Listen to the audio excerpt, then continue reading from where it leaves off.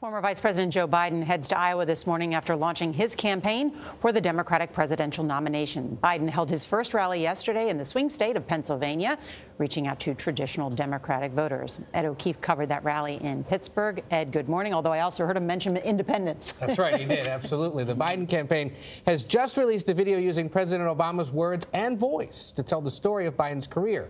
It's not an endorsement, but a sign he plans to tout his accomplishments.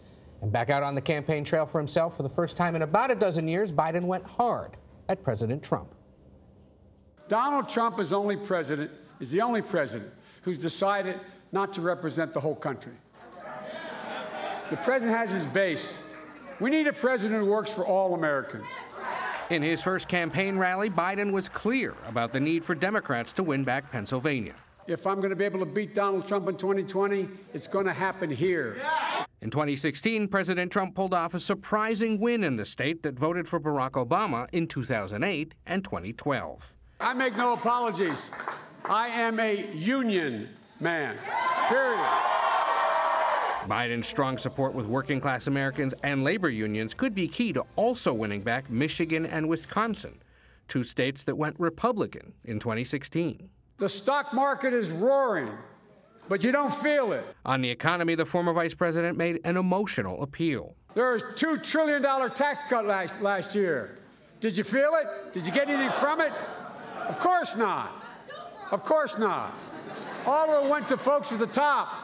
Clearly, the president is paying attention. On Twitter, he mocked Sleepy Joe Biden and pointed out that Pittsburgh is having one of the best economic years in its history. In fact, in March, Pennsylvania's unemployment rate dipped to 3.9%, the lowest level since 1976. One other thing Biden did Monday, he once again apologized for how he handled the 1991 Senate Judiciary Committee hearings with Anita Hill, who had accused now Supreme Court Justice Clarence Thomas of sexual harassment. But even folks in the crowd are trying to move on. They said that it wasn't Biden who had harassed Anita Hill, it was Clarence Thomas. Probably when people you talked to in the crowd said it wasn't still an issue for them. Interesting. Yeah. So as far as launches go, how did he do? Pretty good. You know, decent-sized crowd, predominantly union members, several who'd been in the union for 40 years, but they said they're happy to hear it, and disputed the president's suggestion the rank-and-file union members aren't likely to support Biden. They said, no, we're more likely to support Biden than Trump. All right. We'll see. And now it begins again. Thank you, Ed.